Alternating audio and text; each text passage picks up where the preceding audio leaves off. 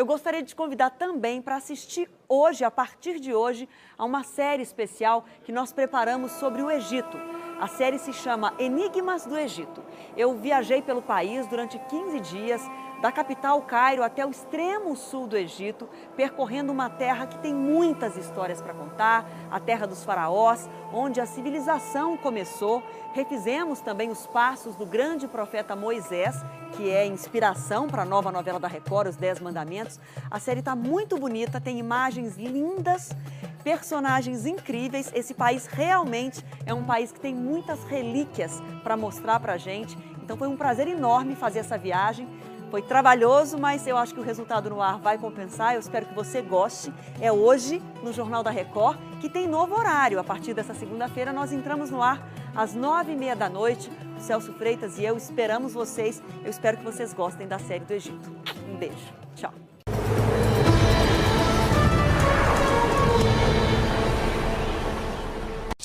Bem, a partir de agora, o Jornal da Record mostra a nova série Enigmas do Egito.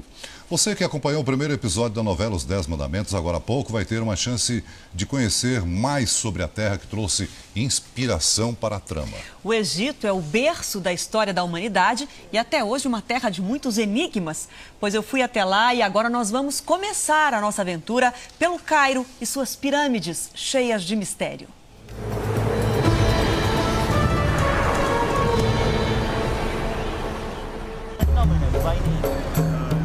A capital do Egito está quase sempre coberta por uma névoa. Mistura da areia do deserto e da poluição da metrópole. Isso dá um ar de mistério ao lugar. Como se do alto da Torre do Cairo, no horizonte, surgissem miragens. Mas não são miragens. Essa é a nossa primeira visão da Grande Pirâmide, a única das 7 maravilhas do mundo antigo, ainda de pé. A vista é linda e muito especial para os egípcios, diz Muhammad. E Miriam completa. Toda vez que venho até aqui, me lembro do quanto amo meu país, especialmente o Cairo. And Cairo, specifically? Specifically, yes. Selfies daqui de cima são disputadas. O entardecer deixa as águas do rio Nilo douradas.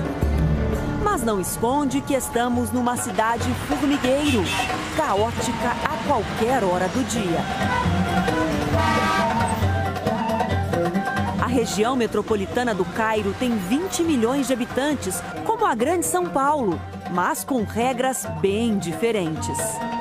Domingo aqui no Cairo é um dia normal de trabalho, como se fosse a nossa segunda-feira aí no Brasil. E aqui não tem regra no trânsito, não tem sinal para pedestre, a gente tem que atravessar quando der. Can you go? Nosso guia vai levar a gente.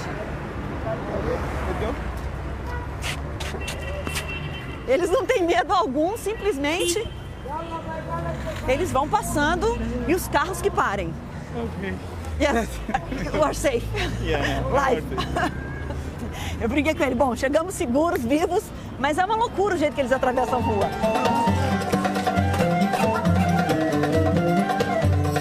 Durante a nossa caminhada, vimos poucos turistas. A explicação vem do noticiário recente. As imagens da violência na Praça Tahrir correram o mundo. Os conflitos políticos no país deixaram marcas pela cidade e afastaram muitos visitantes. Mas no mercado encontramos essas 5 mulheres, vestidas como muçulmanas. Fácil de reconhecer brasileiro, olha essa cola. E compraram o quê? Perfume. Ou seja, gastaram muito. Do Sul. Todas do Sul. Você é de Farroupilha e as outras Caxias do Sul. 18 dias no Egito para compras, um curso de dança do ventre e um mergulho na história. A gente sempre sonhou com o Egito, de alguma maneira, com o lado místico, com a dança, que é muito importante pra gente. Mas o que eu queria mesmo era conviver com as pessoas. O andar na rua, o sorriso, o conversar, o aprender o árabe, o barganhar preço. Isso é fácil. Mas assim, é muito maior do que a gente espera. E por que será que esse lugar é tão especial? Porque a história do mundo, boa parte dela, a história da civilização começou aqui. Por ser tão grandioso e não tem uma explicação certa do como se fez, como funcionavam os templos, as pirâmides. Ah, as enigmáticas pirâmides. É para lá que a gente viaja no dia seguinte, logo ao amanhecer.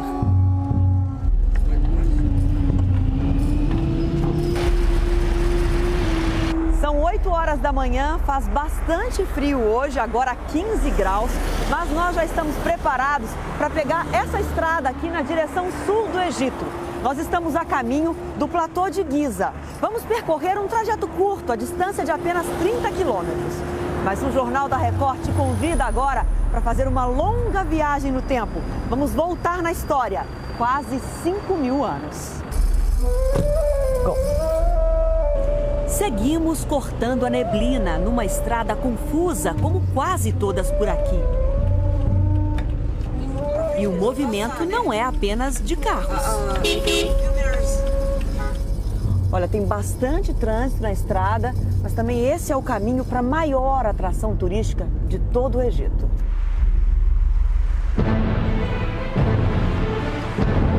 Nós acabamos de chegar, ainda tem um pouco de neblina, mas a primeira imagem que a gente vê aqui no Planalto de Giza é impressionante. A gente chega bem de frente para a maior de todas as pirâmides do Egito, que é essa aqui, a pirâmide de Quéops. É impressionante, dá uma ansiedade de chegar mais perto. Nós entramos nas pirâmides e daqui a pouco você vai entender por que essas gigantes foram construídas pelos faraós. Fascinante, né? Daqui a pouquinho essa viagem segue. Fique com a gente.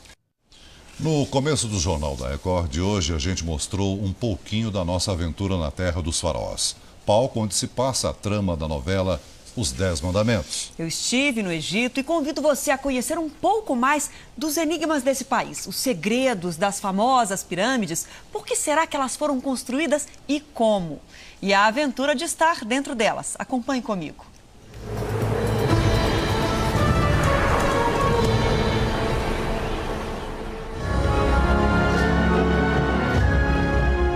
Pirâmides monumentais, batizadas com os nomes dos faraós que as mandaram construir. Quéops, a primeira a ser erguida no platô de Giza, tem a altura de um prédio de 50 andares.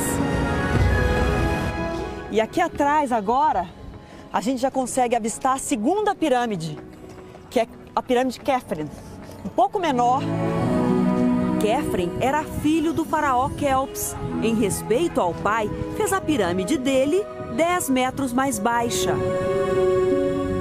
E tem mais uma, que eu ainda não consegui encontrar. Just show me, where's Mycerinus? Lá no fundo fica Mycerinus, a última a ser construída. A menorzinha tem 62 metros. O faraó morreu antes de concluir a obra. Pai, filho e neto fizeram o trio de pirâmides mais famoso de todo o Egito. Uma obra que o tempo não apagou e 5 milênios depois ainda espanta o mundo pela geometria perfeita e pela grandiosidade. É uma área bastante grande que faz parte do deserto do Saara. Por isso aqui, olha, tem dromedários, muitos cavalos para o visitante que quiser fazer um passeio por aqui. Mas antes, a gente vai experimentar. Mas antes a gente vai conhecer a pessoa que vai nos guiar nessa viagem pelo tempo. Vamos até lá.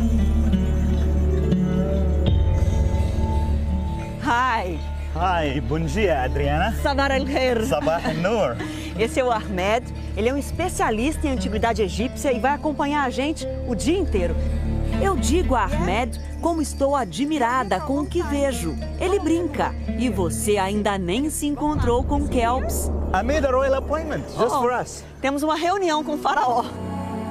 Nosso guia me explica que, assim como as outras, a grande pirâmide foi feita com pedra calcária, comum nessa região. A obra de Kelps reinou como a edificação mais alta do mundo por quase 4.000 anos. E, curiosamente, a única imagem existente do faraó é uma miniatura que cabe na palma da mão e fica guardada no Museu do Cairo. São 2,5 milhões de blocos de pedra, blocos muito grandes, de mais de 1,5 m, 1,60 m, e que pesam, têm tamanhos variados. Podem pesar de 2,5 toneladas até 70 toneladas cada bloco de pedra. Os faraós começavam a construir as pirâmides assim que assumiam o trono. Kelps levou 20 anos para erguer a dele. A inspiração veio do deserto, dos picos naturais de areia. Os egípcios antigos acreditavam que o formato com a ponta para o céu conectava os humanos ao sagrado. E se fossem enterrados aqui dentro, poderiam alcançar a vida eterna. As pirâmides eram palácios para a eternidade, diz Ahmed. A palace for eternity. Os chineses ficam eufóricos com a visita a Giza. É espetacular, diz a turista, que sugere uma explicação sobrenatural. Talvez as pedras vieram do céu, voando, diz. O casal alemão tem outro palpite. Eu acho que eles tinham alguma máquina, não sei o quê. É mesmo inacreditável, afirma Matias. A gente realmente se sente um grão de areia no deserto diante dessas pirâmides. Se a gente imaginar que essa obra seria feita hoje, com todas as máquinas, guindastes gigantescos, ainda assim seria uma obra difícil demais. É por isso que muita gente, ainda hoje, acredita num mistério. Como é que os egípcios puderam fazer isso há mais de 4.500 anos? Mas o Ahmed não acredita no mistério. Why do you not believe in a mystery? The evidence is here, because it's a combination of knowledge and technology, of hard work and teamwork. O que temos aqui é uma combinação de conhecimento, trabalho pesado e em equipe, diz o egiptologista. Diversos cientistas já tentaram explicar como foi possível tamanha façanha. A teoria mais provável é que as pirâmides foram construídas de dentro para fora, com túneis, rampas internas e sistemas de contrapeso. Assim ficava mais fácil erguer as pedras gigantescas que eram transportadas durante as cheias do rio Nilo.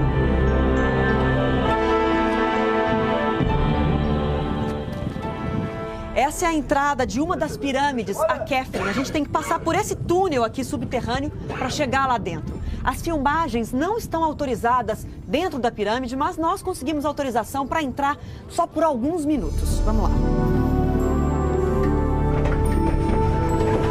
As galerias, esses túneis são escuros, ó. E a gente tem que tomar cuidado. Tem que andar agachado aqui para não bater a cabeça. Primeiro a gente desceu e agora tem que subir. São 70 metros até chegar lá no fundo, lá no final desse túnel.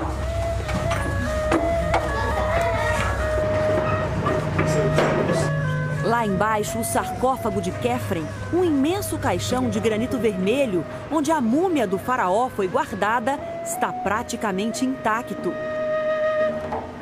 A estrutura dessa grande câmara consegue suportar todo o peso das pedras da pirâmide.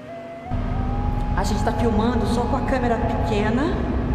E a imagem que a gente tem aqui é de um salão bem grande, olha, com um teto bem alto. Hoje vazio, o salão era cheio de tesouros do faraó, praticamente todos saqueados. Do lado de fora, ainda falta conhecer mais um monumento de Giza, a Esfinge. Mas por que cabeça de homem e corpo de um leão? Porque a Esfinge representa o poder maior do faraó, explica Ahmed. um ser com a mente brilhante e o corpo do mais valente animal.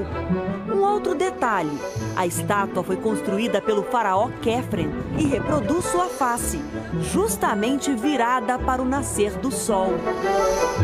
Hoje, cercada de turistas, a esfinge lembra um sentinela. Ela está aqui protegendo um dos mais gloriosos tesouros do Egito, conclui o guia. So he is a standing guard, standing sentinel, protecting, because we have the most glorious treasures. Chega ao fim de tarde e os turistas se afastam um pouco para a foto clássica com as 3 pirâmides juntas. Eu tenho um último compromisso.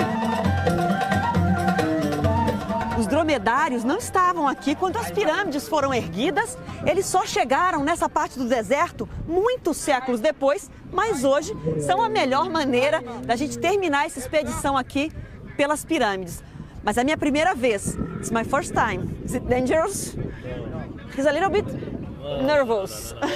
Eu tô brincando com ele, dizendo que eu acho que ele tá um pouquinho nervoso, mas ele disse que não tem perigo algum.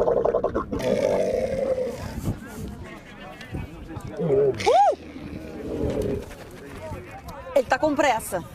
Meu dromedário chama Charlie e tá com pressa. Vamos nessa. Relax. Relaxar. Um pouquinho pra frente. Ok. E a gente vai seguir para nossa parada final. O bicho é mais calmo do que um cavalo. Bem mais calmo.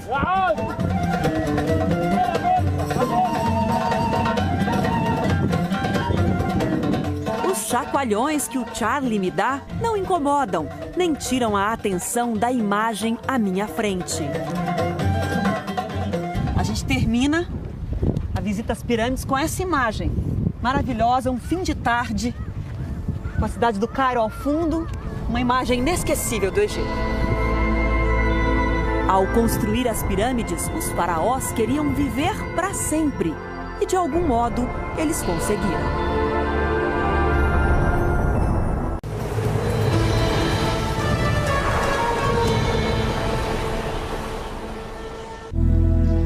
Amanhece em Luxor e antes mesmo do sol brilhar, o céu da cidade já está colorido. Nós também vamos embarcar nessa viagem. Nosso dia começa de um jeito muito especial a bordo de um balão. Vamos conhecer uma coleção de joias do Egito Antigo. A gente começa a subir bem lentamente. Eu tenho que confessar que eu estou ansiosa, que é meu primeiro passeio de balão e num lugar tão lindo que é a cidade de Luxor. Um desfiladeiro surge à nossa frente e aos pés do imenso paredão de pedra, a primeira relíquia de Luxor é revelada. Ali naquela montanha, o primeiro templo que a gente avista é o templo de Hatshepsut, uma das poucas mulheres que foram coroadas como faraó. Ele é encravado na rocha, é lindo.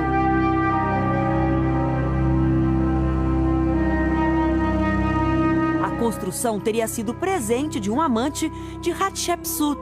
Ela usava a barba e se vestia como homem para demonstrar poder.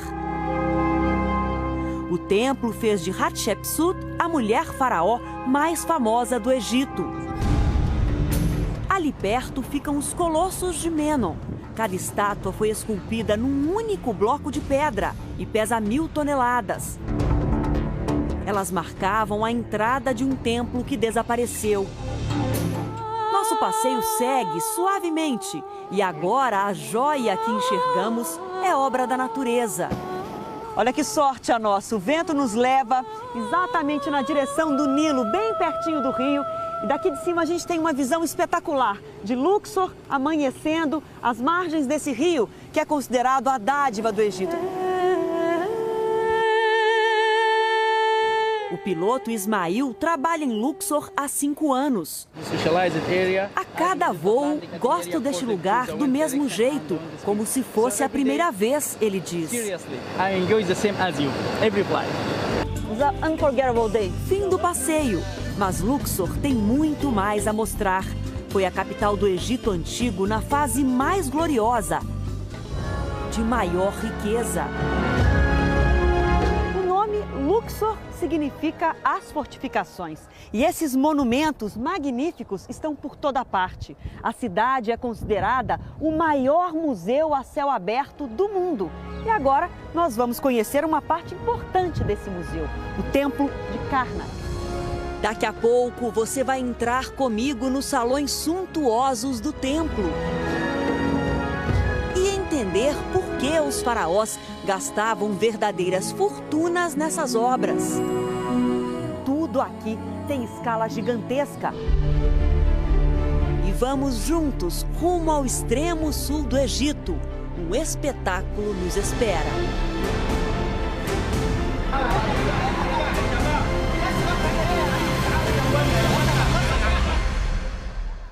Daqui a pouquinho, então, segue a nossa jornada pelo Egito. Até já. Agora voltamos com a nossa série especial Enigmas do Egito. Você vai conhecer mais sobre o faraó Ramsés o Grande, que é personagem da novela Os 10 Mandamentos da Record. E nós retomamos a nossa jornada pelo Palácio de Karnak, em Luxor.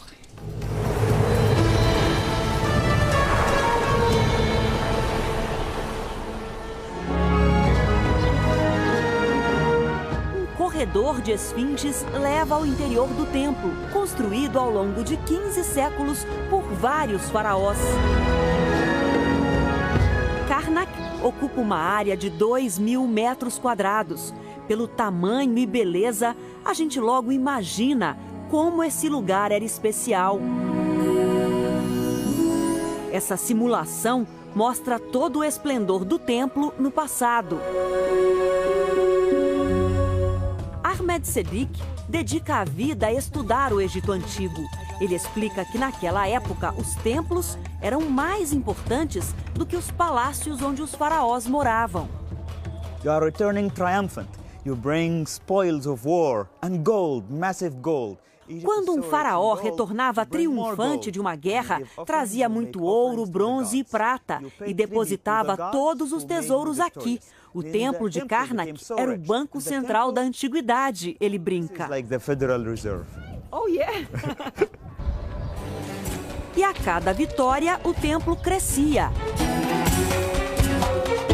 Novos monumentos eram erguidos para agradecer aos deuses pela proteção e pedir mais poder. Ah, e os faraós adoravam se exibir, por isso tantas estátuas. Aqui nessa alameda, os visitantes param para registrar uma foto dessa imponente estátua que representa a figura de Ramsés II, o poderoso faraó que comandou o Egito por 67 anos. É do reinado de Ramsés o salão mais majestoso de Karnak. Esse é o maior salão do templo. Foi construído para lembrar uma floresta. As colunas têm a forma do papiro, a planta egípcia que deu origem ao papel da antiguidade. E tudo aqui tem escala gigantesca, realmente faraônica. São 134 colunas e mais de 20 metros de altura.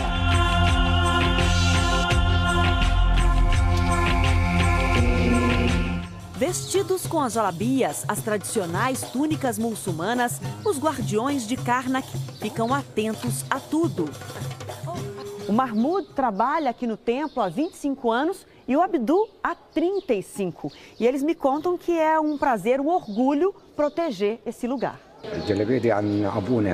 Esse trabalho é uma tradição que vem dos nossos avós. Somos felizes por cuidar de um grande monumento do Egito, diz Abdul. Ahmed chama a nossa atenção. O nome de Ramsés está registrado em várias colunas, com os hieróglifos, a escrita egípcia. Wisr Ma'atra Sitip en Ra. É o nome dele após ser coroado, diz. Special name for Ramesses, a coronation name. No imenso salão, o faraó fazia suas festas apenas para os nobres. O povo ficava do lado de fora. Hoje recebe gente de todo o mundo. Nós encontramos aqui no meio do templo um grupo que veio de São Paulo, são amigos. O Paulo está visitando o Egito pela segunda vez, mas vocês, primeira vez aqui? Primeira vez. muito maior do que eu imaginava. Tudo que você vê ou que você imagina, quando você se depara, você vê que é muito mais grandioso, né? Egocentrismo do Ramsés é uma coisa louca, né? Megalomaníaco, adorava se casar, adorava fazer filhos. Ramsés é um dos personagens principais da novela Os 10 Mandamentos, que estreou ontem na Record. O grande construtor do Egito Antigo, segundo a Bíblia, escravizava o povo judeu e perseguiu o profeta Moisés, que foi criado como seu irmão adotivo. A novela recriou os cenários grandiosos do tempo de Ramsés, o faraó que se considerava Deus.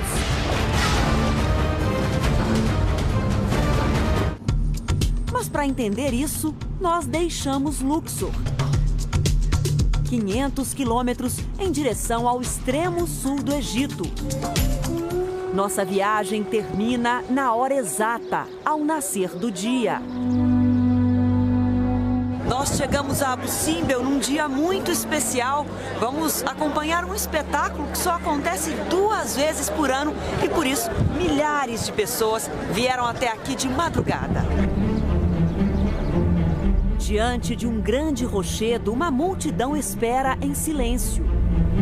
Aos primeiros raios do sol, as 4 estátuas gigantescas de Ramsés, esculpidas na montanha, vão mudando de cor.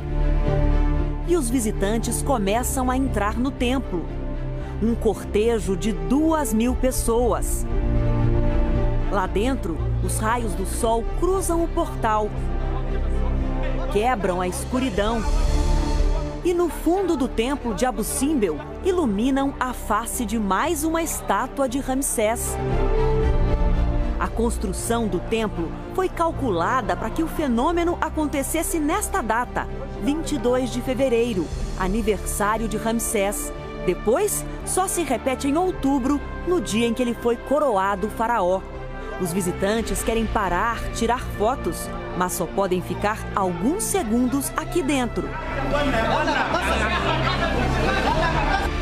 Nas paredes do templo, os relevos mostram a bravura do faraó em sua carruagem massacrando os inimigos. Nosso guia explica que Ramsés fez tudo isso para provar o seu poder.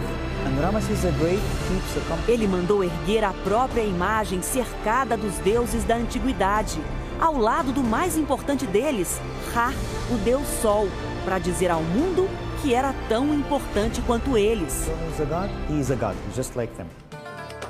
Safá e Wissam vestem as roupas típicas da região e fazem questão de participar da festa. Mas me explicam que o significado já não é mais religioso.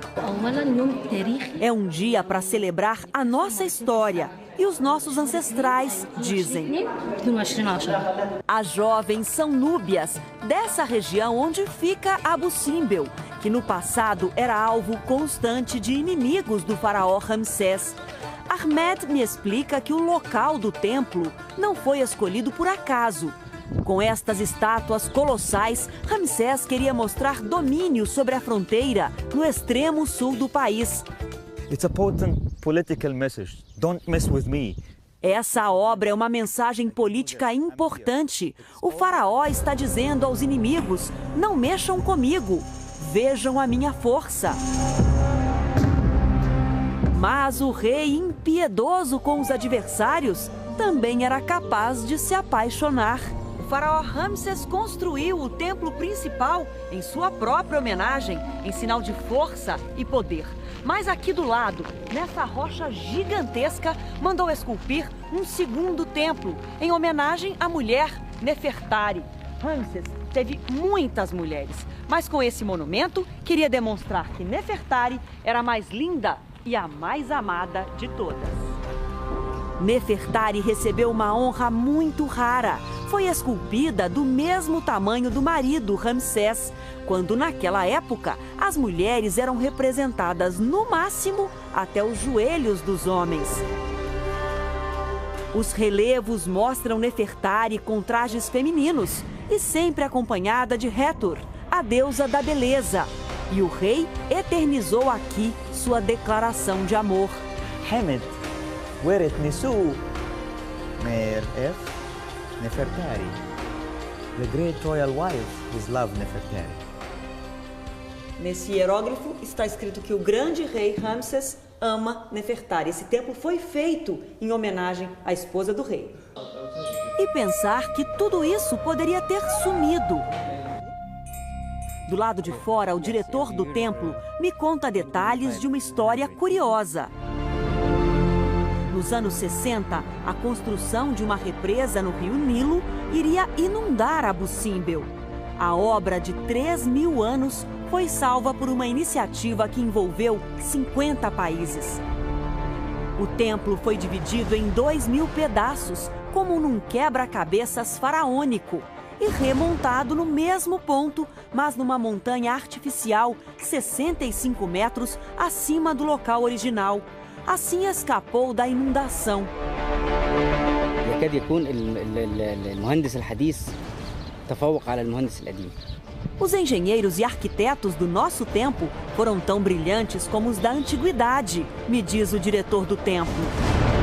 A operação de resgate preservou um patrimônio da humanidade e garantiu a festa de aniversário de Ramsés que a nossa reportagem registrou.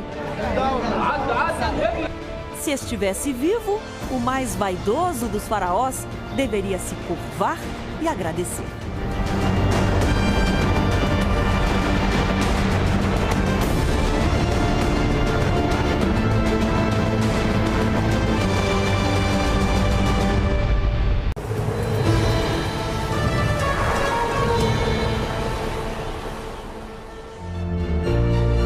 Pouca gente imagina que a capital do Egito é uma metrópole.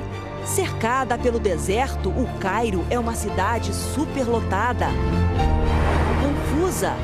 À primeira vista, não encanta. Mas basta andar um pouco para descobrir as belezas escondidas aqui. Nós estamos caminhando agora num bairro medieval aqui do Cairo. Esse bairro surgiu ao redor de um mercado, que aqui se chama Souk. Logo na entrada, os vendedores mostram simpatia. Brasil, boa gente. Estão sempre sorridentes. Brazilian. Eles falam que sou brasileira, eles falam do samba. Uma tentativa de atrair o cliente. O mercado é como um verdadeiro labirinto. São muitos corredores, centenas de lojinhas. Uma mistura de cores, cheiros, tudo para atrair a freguesia. Aqui a lojinha de temperos, olha que bonita. Orégano. E aqui pimenta em grão. Impossível não parar na vitrine de joias. É tudo ouro de verdade, avisa o comerciante. 21 quilates e uma pulseira custa $1.000, uns R$3.000. À medida que a gente caminha pelo mercado, vai descobrindo a história desse lugar. O Han al-Khalili só existe porque o domador de cavalos de um sultão teve a ideia de criar um grande mercado, isso há mais de 630 anos. Contando assim parece mentira, né? Parece uma lenda, mas é verdade. Foi como esse lugar surgiu. Tradição não falta em Han al-Khalili. Com as mãos calejadas, Hassan passa o dia costurando. Faz tapetes e colchas de retalhos. Uma peça desse tamanho aqui, que é a maior da loja, ele leva 25 dias para fazer e custa $600. Aproximadamente R$1.800 é a peça mais cara que ele tem na loja.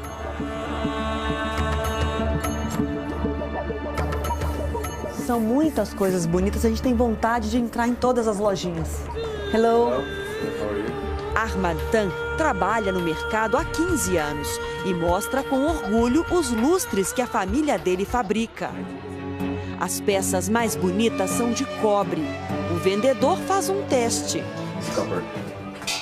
This metal. Ele usa um imã para me mostrar que esse é de metal, mais comum, e esse é de cobre, que o imã não pega. Ele diz que está animado porque depois de tempos difíceis, os turistas começam a voltar.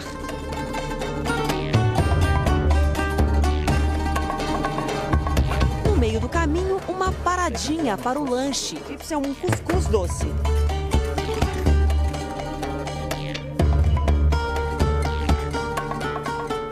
castanha, um gostinho de amendoim. E não é tão doce. O mercado também é um ponto de encontro para os jovens. Eles gostam de frequentar os cafés para tomar chá e fumar o narguilé, ou xixa, como falam aqui.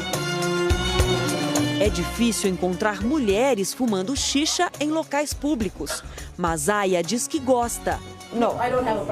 Nunca tive problemas, mas pode acontecer, diz. Esse outro grupo acabou de sair da escola. As garotas muçulmanas não se intimidam com a câmera. Vaidosas, gostam de maquiagem e dizem que não cobrem a cabeça por obrigação, mas porque gostam. Para minha surpresa, me acham parecida com as egípcias. Oh, yeah! Are you sure? Sure. Oh, thank you. Algumas lojinhas depois, encontro o mais carismático dos vendedores do mercado, Sulaiman. Mais barato? Mais barato. Com um sotaque muito engraçado, ele fala que aqui é mais barato. Ele faz questão de dizer, as peças são aqui do Egito. All this made in Cairo, this Egyptian. It's not Chinese. Tudo é feito no Cairo. Não tem nada da China aqui, ele diz. No, China, no. Pela peça que eu mais gosto, ele pede 50 libras, ou guiné, o dinheiro egípcio. Mais barato? No, mais barato. 50 libras. Não! Mas eu quero um bom desconto. 30. It's a good price. Mais barato. E o 7? Mais barato. Ok, vai. Aqui é peixinho. Eles não levam a mal, eles acabam dando risada. Pago o equivalente a R$14. Na despedida, a aula de árabe sai de graça. Até logo, que é Masalama. Masalama. Masalama. No fim do dia, uma cena rara, uma garoa em pleno deserto. Fim do passeio em Han al-Khalili, mas não vamos embora a pé. Quando a gente se cansa, a gente pode seguir a nossa caminhada com uma carona aqui de tuk-tuk. Aqui eles só fazem assim, ó, tac-tac, e já o primeiro que parar, eles entram.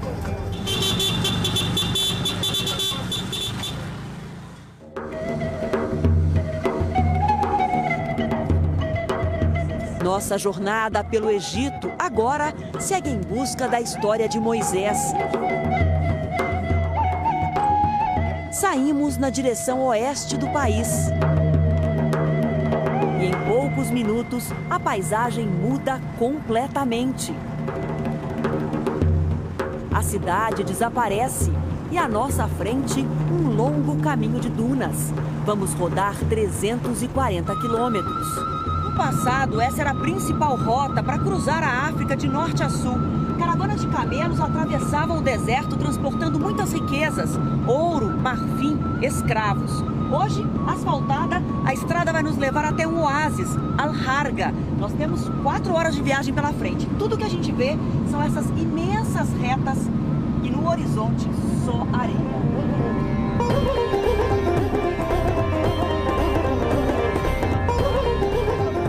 Nosso motorista faz propaganda do que vou experimentar no oásis. Ele está me dizendo que uma das melhores coisas lá do oásis, a gente tem que experimentar as tâmaras. Na estrada, cruzamos com poucos carros. A viagem é lenta devido aos perigos naturais do deserto.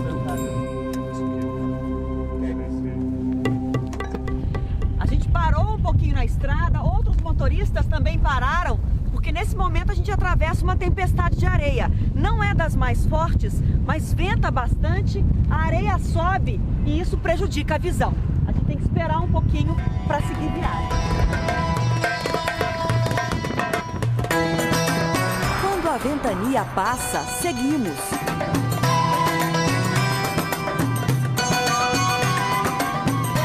E depois de 5 horas de viagem, o verde reaparece. As plantações brotam no meio de um mar de areia. Isso só é possível porque neste pedaço do deserto a água vem dos lençóis freáticos, o que é raro aqui. Finalmente chegamos.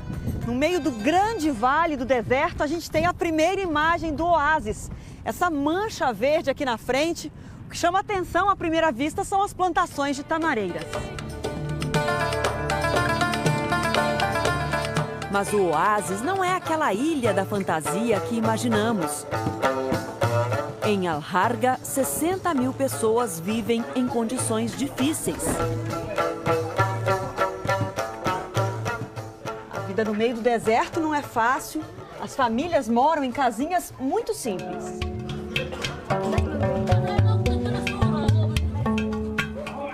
Quando percebe a nossa câmera, Sahar se esconde, mas reaparece em poucos minutos. A Sahar, ela disse que ela tinha que trocar de roupa, botar uma roupa mais bonita para aparecer na televisão, e aqui está ela.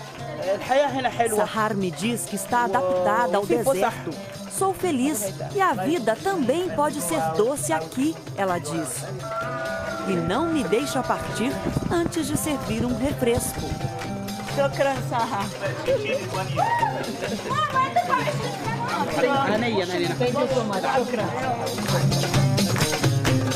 Mas o que eles mais gostam de oferecer são as tâmaras.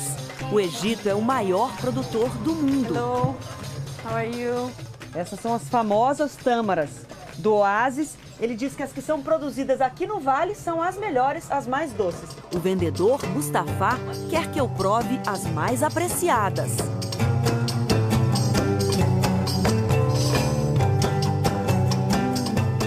Caro aí no Brasil. Aqui uma caixinha dessa custa menos de R$10 e é uma delícia. It's really sweet. Seguimos para as ruínas de Al-Harga. A ladeira nos leva até a necrópole de Al-Bagaweti. São várias tumbas de barro. Esse é um dos mais antigos e bem preservados cemitérios cristãos do mundo. E a atração mais visitada fica lá no topo. No meio do deserto. E a capela fica aqui. Uma capelinha que guarda no teto uma preciosidade. As pinturas simples foram feitas há mais de 1000 anos. Aqui no alto, a representação do Êxodo. Moisés, à frente, guia o povo pelo deserto. E ali atrás, os faraós e seus soldados perseguindo Moisés. No cinema, a história da fuga dos judeus pelo deserto já ganhou várias versões. O grande profeta Moisés teve muitas faces. Você sabe, Ramsés, sempre soube. Mas também como é que um hebreu vai querer competir com o futuro rei do Egito, não é mesmo? Mas eu quero. Hoje é o protagonista da primeira novela do mundo inspirada na Bíblia, Os 10 Mandamentos. Moisés é interpretado pelo ator Guilherme Winter. Eu tenho uma amizade muito grande. Uma amizade enorme por você. Que talvez seja mais forte que o amor. A cena narrada na superprodução da Record e reproduzida na capelinha do oásis, na verdade, aconteceu em outra parte do Egito, bem longe de Al-Harga, na península do Sinai. Nós estamos num ponto muito bonito do Egito, uma cidade chamada Sharm el-Sheikh, no extremo sul da península do Sinai. Daqui, a gente consegue avistar a costa do Mar Vermelho e já do lado de cá, olha que contraste, a paisagem árida do deserto. Agora, nós vamos percorrer alguns quilômetros para dentro do deserto do Sinai.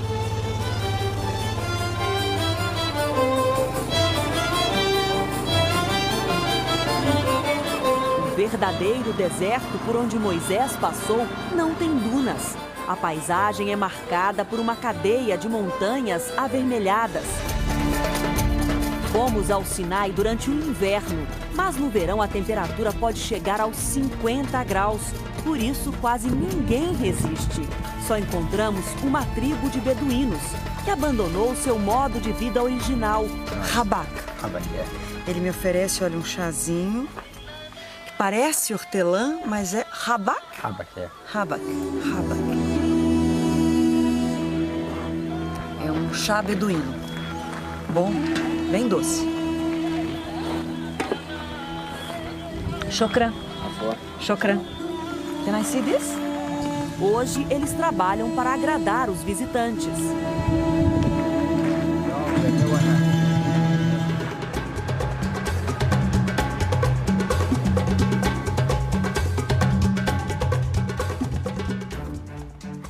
um pouquinho para ver a vista aqui do alto. Olha, é um silêncio absoluto, a gente só escuta o som do vento. Nós paramos no meio de um vale muito bonito entre grandes montanhas do Sinai. Esse lugar já atraiu milhares de visitantes por conta do significado religioso que tem. Mas, ultimamente, a presença de rebeldes e o risco de ataques terroristas impedem a passagem dos visitantes. Nós não podemos seguir cruzando o deserto. Mas viemos até aqui para conhecer e para mostrar para vocês esse lugar, cenário de algumas das passagens mais marcantes da Bíblia. Foi na solidão do deserto, no Monte Sinai, que Moisés recebeu as tábuas com os 10 mandamentos. A novela da Record vai reproduzir a história com imagens reais do lugar onde tudo aconteceu. De barco, agora navegamos pelo Mar Vermelho e temos outra visão da Cordilheira do Sinai. Nesse trecho por onde nós estamos passando, as águas do Mar Vermelho estão calmas. É uma região muito linda e importante na história do Egito. Há milênios, faraós passaram por aqui. Há registros de grandes batalhas nessa região. Mas a história mais importante, mundialmente conhecida, da costa do Sinai é a história de Moisés e da travessia das águas do Mar Vermelho.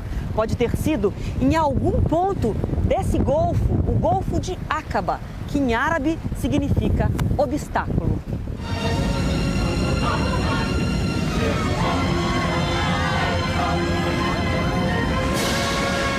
O obstáculo que parecia invencível, segundo a Bíblia, foi superado pela fé.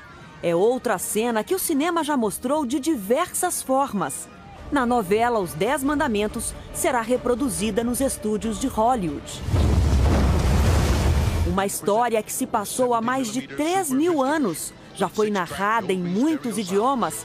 Who shall withstand the power of God? E até hoje é fascinante. Como o pôr do sol no Sinai.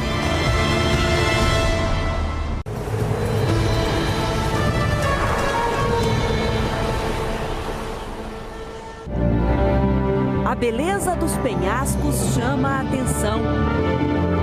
Mas não é para o alto, e sim para dentro dessas montanhas que temos que seguir na trilha de verdadeiros tesouros. Há milhares de anos, os faraós passaram por aqui. Gostaram tanto que decidiram ficar para sempre. Entre esses grandes paredões de pedra fica um cemitério construído há 3.500 anos. Mas não é um cemitério qualquer. Nós estamos no Vale dos Reis, onde só os poderosos faraós egípcios eram sepultados em tumbas magníficas. Nós vamos caminhar por aqui hoje para conhecer algumas delas. Ao todo, são 63 tumbas. E elas foram construídas como cavernas abertas bem debaixo da montanha. Os faraós acreditavam na vida eterna depois da morte e por isso escondiam os tesouros aqui dentro, porque achavam que iam precisar deles. Entramos na tumba do faraó Merempetá. Vamos descer 160 metros para dentro dessa caverna.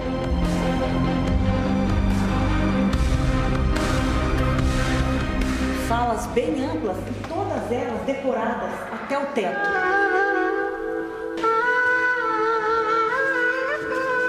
Aqui, na parte mais baixa da tumba, bem no fundo da caverna, a gente encontra o sarcófago do faraó. Essa grande caixa de granito onde o corpo do faraó era depositado depois de ser transformado numa múmia. Eles chamavam de ritual da mumificação. Merempetá foi o sucessor do grande faraó Ramsés. Nosso guia Ahmed me explica por que as tumbas eram feitas com tanto capricho. Os egípcios acreditavam que depois de mortos poderiam viver para sempre, desde que a alma reencontrasse o corpo mumificado. E por isso o sarcófago era feito sempre com uma imagem do morto. Se fosse o de um faraó, tinha que ser perfeita, ele diz. But we're looking at the perfect image of the king. Nas inscrições, os faraós fazem oferendas aos deuses da antiguidade. Era o jeito de pedir proteção após a morte. So you have protection, security, insurance, all for the king. Quanto mais poderoso o faraó, mais escribas ele tinha para decorar toda a tumba. Em cada centímetro, mensagens que ficaram indecifráveis por muitos séculos. São milhares de pequenos desenhos, vários pássaros, plantas, pequenos objetos, pirâmides. Aqui desse lado, olha, figuras humanas. Todos esses símbolos formam os hieróglifos, o sistema de escrita mais antigo da humanidade. Interpretar esses símbolos não é nada fácil. Os hieróglifos podem ser lidos de cima para baixo, da esquerda para a direita ou o contrário. A linguagem é muito complexa até hoje. O que o Ahmed me explica é que cada desenho tem um som, de uma letra, de um fonema. Então, juntando todos esses desenhos, eles conseguiam se comunicar. Can you try read something? An, Jid, Was, Dinseneb. Olha, ele traduziu para a gente aqui o que esses símbolos significam: vida, estabilidade, domínio e saúde. Todas as figuras formam um mapa, compara Ahmed. So they produced a map of eternity, a map that secured the pharaoh's journey to afterlife. É como se fosse o GPS de hoje, que indicava tudo o que o faraó deveria fazer na jornada rumo à eternidade. Um errinho e o rei estaria perdido, ele brinca. A single mistake, God forbid, and you are lost. No eternity. A crença dos antigos egípcios virou mito, mas como arte e história, o que vimos aqui tem um valor incalculável. Os visitantes ficam encantados. Nossas origens, as raízes, estão todas aqui, diz a austríaca Hilda. Todo o origen está aqui. As raízes estão aqui. É incrível o que eles conseguiram fazer naquela época. E ainda falta muito para descobrir, completa o espanhol Pablo. É incrível tudo o que conseguiram fazer naquela época. Daqui a pouquinho você segue comigo nessa viagem. Vamos conhecer os tesouros guardados por um rei menino, uma coleção de peças em ouro maciço. E vamos entrar no lugar mais protegido de todo o Egito, a tumba da rainha Nefertari. Mas o que tem aqui dentro é realmente um tesouro. Agora, na série especial do Jornal da Record, 2 dos maiores tesouros do Egito em detalhes, né? As joias em ouro do faraó Tutancâmon e a rica câmara mortuária da rainha Nefertari, personagem da novela Os 10 Mandamentos. Esta viagem começa no Vale dos Reis.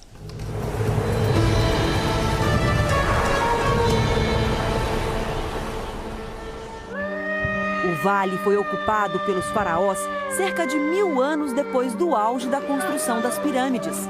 Mas observe que o formato das montanhas é parecido. E aqui, os reis acreditavam que seus tesouros ficariam mais protegidos. Nós seguimos para uma outra tumba. Essa é uma tumba menor. Aqui, nessa parede, tem algumas figuras esculpidas na pedra em alto relevo. Essa do meio é a figura que representa o faraó Sete II. Mas o que mais chama a atenção aqui na entrada dessa tumba é o colorido do teto. São desenhos muito bem preservados. Tudo é mais simples e feito numa escala bem menor. O tamanho da tumba e também do sarcófago eram as medidas para demonstrar a força de um faraó.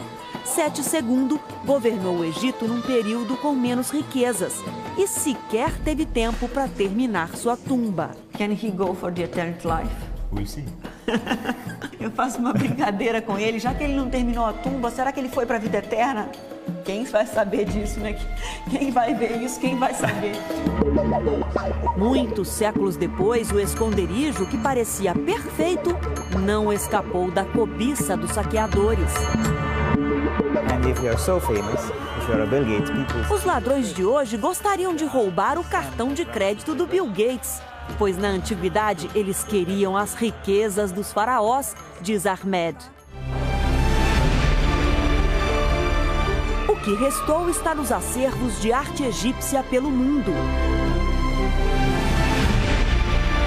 No Museu do Cairo, tudo que reluz realmente é ouro. Essa coleção de preciosidades pertenceu a um só faraó, que quase foi esquecido. Essa é a peça mais valiosa e mais admirada de todo o museu. É a máscara do faraó Tutankhamon. Ele era conhecido como Rei Menino, porque foi coroado faraó com 9 anos de idade e morreu aos 19. Os egípcios antigos faziam essas máscaras para os rituais de sepultamento. E a máscara de um faraó é valiosa. Essa aqui foi feita com 11 quilos de ouro maciço. Cheia de detalhes, a peça é o retrato idealizado do faraó. A curiosidade sobre Tutankhamon é tamanha que Ahmed faz uma comparação. É como se essa máscara fosse a Mona Lisa do Egito, mas muito mais bonita e antiga, é claro, ele diz. Even more beautiful and more ancient. O egiptologista me explica que, por ter sido coroado ainda criança, Tutankhamon teve pouco poder.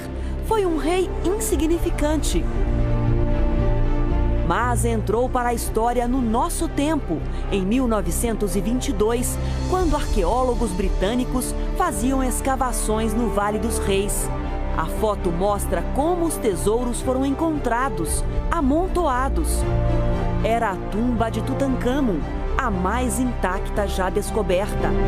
This is the most intact tomb, the most perfect, that shows the beauty of all the pharaohs. No museu estão expostos o trono de Tutankhamon, muitas joias. O sarcófago do rei, todo em ouro.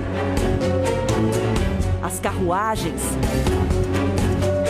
As caixas mortuárias. E até o leque usado para abanar o faraó. Essa descoberta deu ao mundo uma certeza, diz Ahmed. Se o Rei Menino foi sepultado com tantas joias, imagina o que os saqueadores levaram dos faraós mais importantes. Essa peça é uma cama de sepultamento, usada também nesse ritual, uma peça toda folheada a ouro, e são várias como ela. Só nessa ala do museu são 5.000 peças, todas foram encontradas na tumba do faraó Tutankhamon. Mas aqui na frente a gente vai ver agora uma outra peça muito valiosa que era usada no ritual de preparação da múmia do faraó. Ahmed, what is this? It's an alabaster canopic box. É um baú de pedra decorado com imagens da cabeça do faraó. A caixa foi usada para guardar os órgãos internos de Tutankhamon, explica Ahmed. During mummification, the internal organs are removed. Mas era essencial manter o coração, lembra o guia. Segundo a mitologia egípcia, o faraó só viveria para sempre se provasse que tinha um bom coração. Yes, if you are judged as a good person, with a good heart. Muitas múmias foram retiradas do Vale dos Reis e escondidas em cavernas comuns pelos antepassados egípcios. Era um ato extremo para tentar despistar os ladrões de tumbas. Esse filme conta uma história verdadeira. No século XIX, 40 múmias reais foram encontradas numa montanha no interior do Egito e num grande cortejo fúnebre levadas até o Cairo para pesquisas. 2 dessas múmias ficam expostas no Museu de Luxor. É impressionante o estado de conservação do corpo. A gente consegue ver daqui até fios de cabelo. E essa múmia tem pelo menos 3.500 anos. Os detalhes são incríveis. Os pés, a pele envelhecida, os ossos do crânio. Ahmed me explica que as primeiras múmias surgiram por acaso. The sun and the sand, together. The sun and the sand. Quando os egípcios perceberam que a areia e o sol conservavam os corpos abandonados no deserto, começaram a fabricar múmias, usando um sal para secar o corpo, que depois era envolvido com tecidos de algodão para proteger. Se para os antigos egípcios a múmia eternizava o corpo, a arte eternizou sua história. Sabah al-Khair. O Egito tem milhares de relíquias para mostrar, mas nenhuma delas é tão protegida quanto esta aqui. Pela fragilidade e riqueza das pinturas que nós vamos ver lá dentro, a visita dos turistas está proibida. Por ano, somente algumas pessoas têm permissão para conhecer esse lugar. vamos entrar agora na tumba de uma rainha, Nefertari. O guardião dessa relíquia também se chama Ahmed e diz que vamos ter o privilégio de conhecer a tumba mais bonita de todas. Aqui. O Ahmed me pede ajuda para abrir a porta, que é como uma porta de um cofre, bem pesada.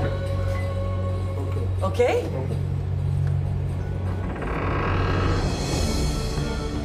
Mas o que tem aqui dentro é realmente um tesouro. Maravilhoso.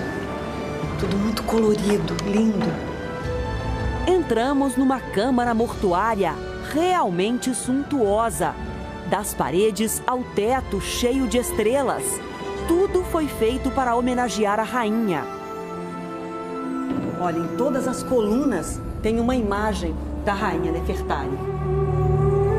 Da múmia de Nefertari só restaram vestígios, mas nas pinturas ela aparece com um vestido branco, muitas joias. E a coroa tem uma forma exótica, um abutre de ouro, símbolo da união do Egito. Nefertari está sempre deslumbrante, mas Ahmed, o guardião da tumba, tem uma preferida. Ele está me chamando para mostrar um detalhe aqui.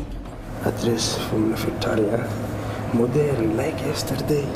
Olhe para essa Nefertari, ele diz. Parece que foi feita ontem. E parece mesmo. As cores são vivas demais. As tintas eram à base de minerais do deserto. E as pinturas são bem lisas, perfeitas, porque as pedras da caverna foram cobertas com um revestimento parecido com gesso. Por isso, esse lugar é tão frágil. Qualquer umidade pode destruir as paredes da tumba. A tumba tem 3 salas e mais parece um palácio. Impressiona a riqueza dos detalhes. Os artistas da antiguidade capricharam muito, afinal, tinham que agradar à rainha e também ao marido dela, o mais poderoso dos faraós. Uma história fascinante que agora você acompanha na tela da Record. A história de poder, amor e ambição que uniu Ramsés e Nefertari é contada na novela Os 10 Mandamentos. O roteiro foi inspirado na Bíblia. Vai mostrar como Moisés, criado entre a realeza, se transformou no profeta que salvou o povo judeu da tirania do faraó. Pergunto ao egiptologista por que Nefertari foi tão importante e mereceu a tumba mais linda. The most beautiful woman who attracted and won. Simples, porque ela era a mulher mais linda, que atraiu o coração e a mente do rei mais poderoso. Tinha que parecer uma deusa. Ramesses the Great was a god and he is married to a goddess. Then Merit Mut. Nos hieróglifos, Nefertari é apresentada como a rainha-mãe. So she is a goddess mother. Até hoje, a mais protegida. Nosso tempo aqui dentro da tumba é cronometrado. Nefertari precisa descansar sossegada e nós temos que sair. O Ahmed me deu a chave e a honra de fechar esse tesouro. Que fique bem guardado para sempre. Shukran, shukran.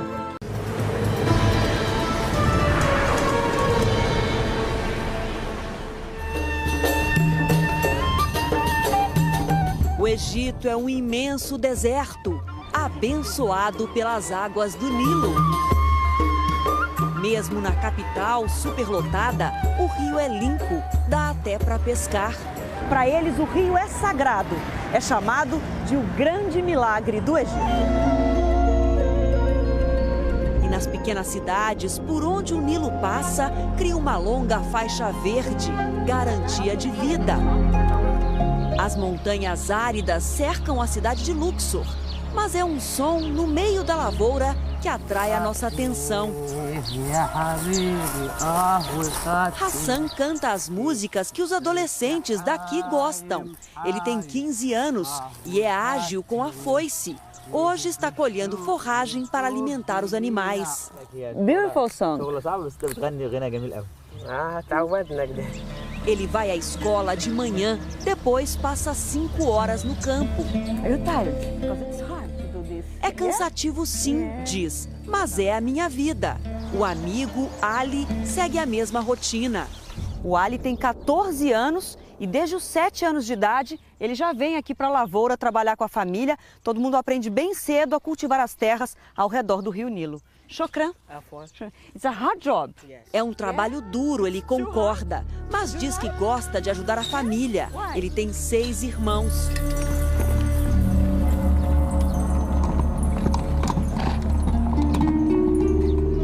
Nesta área, estamos a cerca de 2 quilômetros do leito do rio.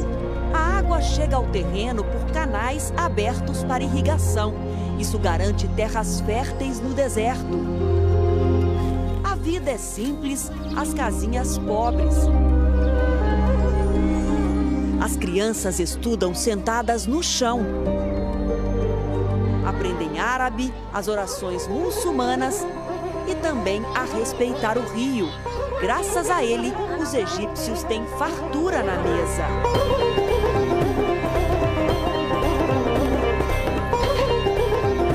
Olha a variedade que eles têm. Tangerina, goiaba, ameixa, banana, maçã. E todas essas frutas, o Redouan me conta que tudo isso é produzido aqui nessa área ou em outras cidades ao longo do Rio Nilo. Hoje ele tem para vender também, olha, tomate, a laranja, tá bonito, olha. E do lado de cá, as verduras fresquinhas. Ele guarda aqui debaixo, olha. Tá fresquinho. Redouan diz que todos podem pagar pela comida. Se tivessem que importar, seria impossível. E me oferece um morango. Docinho, fresquinho. Really good.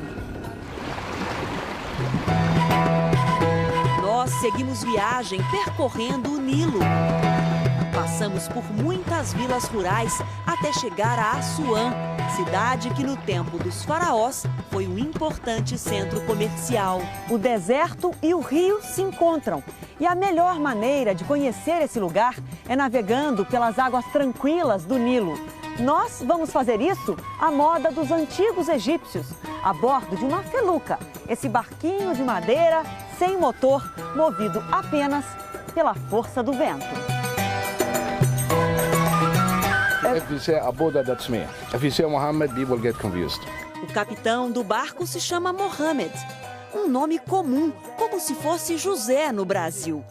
Por isso ele prefere usar o sobrenome. Nice to meet you, Abuda. Abuda nasceu e cresceu à beira do rio, tem 46 anos e navega pelo Nilo há 30. Se me afasto do Nilo, não me sinto vivo, diz Abuda. Ele diz que o destino dele é viver aqui e morrer aqui. E ele é feliz aqui, ele gosta desse lugar. Impossível não gostar.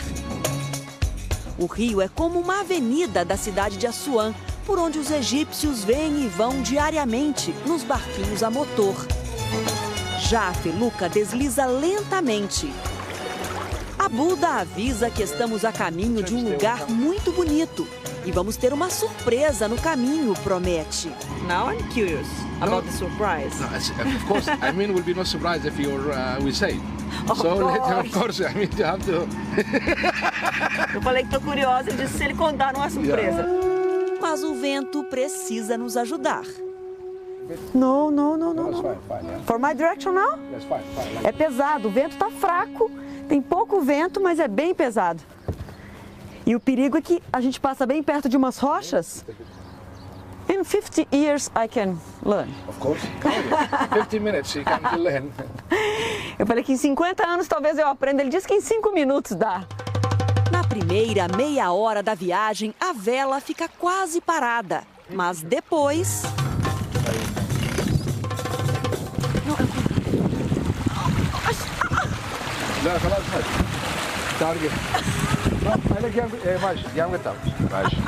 Olha, tá muito perigoso deixar isso aqui na minha mão. Agora o vento chegou pra valer, a gente passa numa parte do rio com muito mais rochas, pedras. E ele dá risada porque ele deixou aqui na minha mão e a gente quase foi pra rocha, quase bateu. Oh, you're crazy man, você é maluco. That's why you're in the Nile. You're in the Nile, you're a crazy man, no problem. That's the trip, you know, you have to remember. Ah, yeah. Faz parte da viagem, para não esquecer. Melhor deixar para quem sabe e admirar à vista. Nessa parte do Egito, o Nilo é amplo e tem algumas ilhas, a maior delas, Elefantina. A explicação para o nome é que, na antiguidade, essa região era um centro de venda de marfim. E foi daqui também que saíram muitas pedras, especialmente granito, para a construção dos faraós. Nas margens do Nilo ficam ruínas daquele tempo.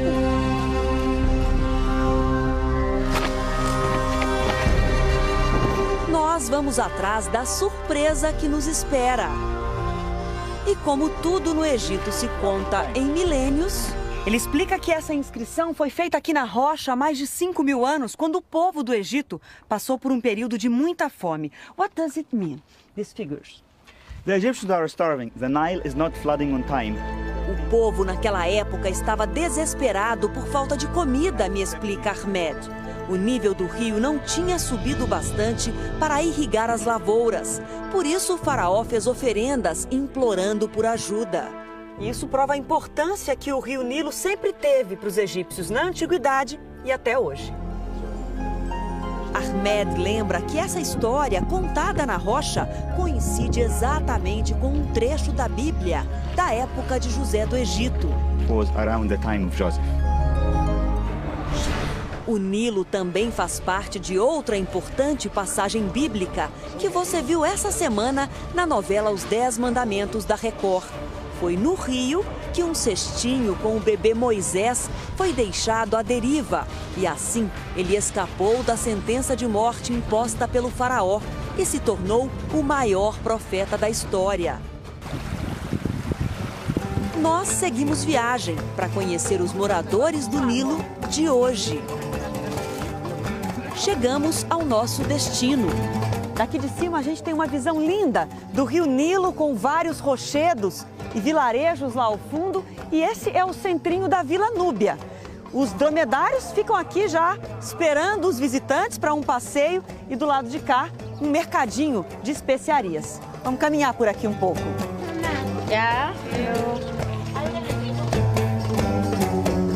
As margens do rio são 10 vilarejos como esse aqui. E esse é o formato típico das construções. O teto é sempre arredondado e as casinhas muito coloridas. Na antiguidade, durante muitas dinastias, a população núbia foi comandada pelos faraós. Hoje a região é dividida entre o Egito e o Sudão. 7.000 pessoas moram no vilarejo, preservam o modo de vida original e cuidam desse lugar com um carinho. Cuidadosa, ela está varrendo o chão, que é de areia, olha. Mas ela peneira tudo para tirar todas as sujeirinhas. Oh! Are you cleaning everything? Yeah? Depois ela espalha com esse fecho aqui de palha na mão dela. Thank you. Nice to meet you. No ar, sinto um aroma delicioso. Na verdade, uma mistura de cheiros. E logo entendo por quê. Assim como as casinhas são coloridas, tudo aqui é muito bonito. Mas tanta beleza, às vezes engana. Esse azul que eu achei que pudesse ser alguma coisa de comer, na verdade é sabão. What is this, Hissam? This is henna. To make a tattoo? Yeah, tattoo. É rena para fazer tatuagem, aquelas tatuagens típicas. Hissam, o vendedor de temperos, quer me mostrar tudo. No, it's not cominho. This is cominho? Cominho. Com salada for eating. Oh, é um cheiro maravilhoso. Muito mais forte do que a gente está acostumado a sentir. Can I put there? Olha, ele me explica que eles misturam alguns incensos com essas pedrinhas e colocam aqui. E é por isso que o vilarejo fica com um cheirinho tão maravilhoso.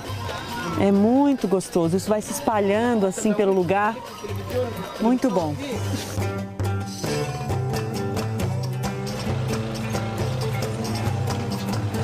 Outro orgulho dos núbios é a tecelagem, um trabalho para os homens. George aprendeu o ofício com o pai quando tinha 8 anos. Hoje, com 23, produz peças lindas.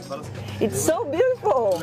Oh, Ele sorriu, eu falei que é muito bonito o trabalho dele. Ele passa 7 horas aqui sentado fazendo esse trabalho e é muito bonito, é de um colorido bonito. O algodão vem do Cairo, são lenços, echarpes. George diz que adora misturar as cores, produzir peças únicas. Mas dominar o tear não é tão simples. Ele me oferece agora para tentar aprender. Tem que segurar assim. Oh! Sorry! No problem, no problem. Ele tá com boa vontade comigo, porque eu já comecei bagunçando aqui, mas sorry. No problem. Can I try again? Yes. Não, é pra quem sabe mesmo. Se põe força demais, cai lá embaixo. Se vai muito suave, não chega lá na frente. Nice. A little bit better. No meu ritmo, não dá. Mas com a habilidade dele, a produção é grande. Did you make 2? Yes. Today.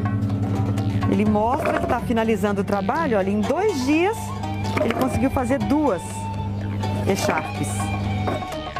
E faz questão de me mostrar o resultado. Fica feliz com os elogios. Oh, it's beautiful. É muito bonito. É de algodão egípcio. Wonderful. Wonderful. Your job, it's wonderful. I show you the other side. The other side? Não, agora o Abuda vai arrumar um outro jeito de usar. Yeah. Okay. Ok. O que vai sair daqui, hein? A moda núbia. Good? That's good, yeah. What do you think? Look in the mirror. Oh, The mirror there. I like. Eu gostei. Good. Voltamos ao barco a tempo de ver o entardecer esplendoroso.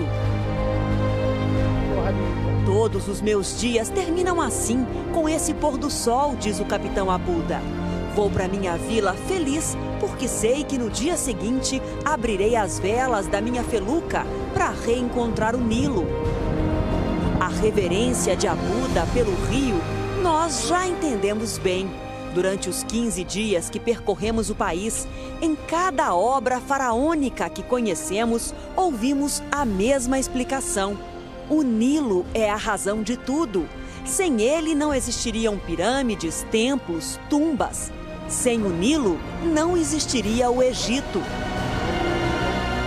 É hora de partir, mas em vez de dizer adeus, Abuda me ensina outra palavra. Ekadoli. Ekadoli. Ele me ensina que Ekadoli significa eu amo o rio Nilo. Então agora a gente também pode dizer Ekadoli. Shokran. Gatsireko. Gatsireko. Gatsireko. Thank you. Thank you. Thank you. Thank you. Thank you so much. Thank you. E o Jornal da Record termina aqui. Outras informações amanhã no Fala Brasil. Obrigada pela sua companhia essa semana. Uma ótima noite para você. Boa noite, bom final de semana.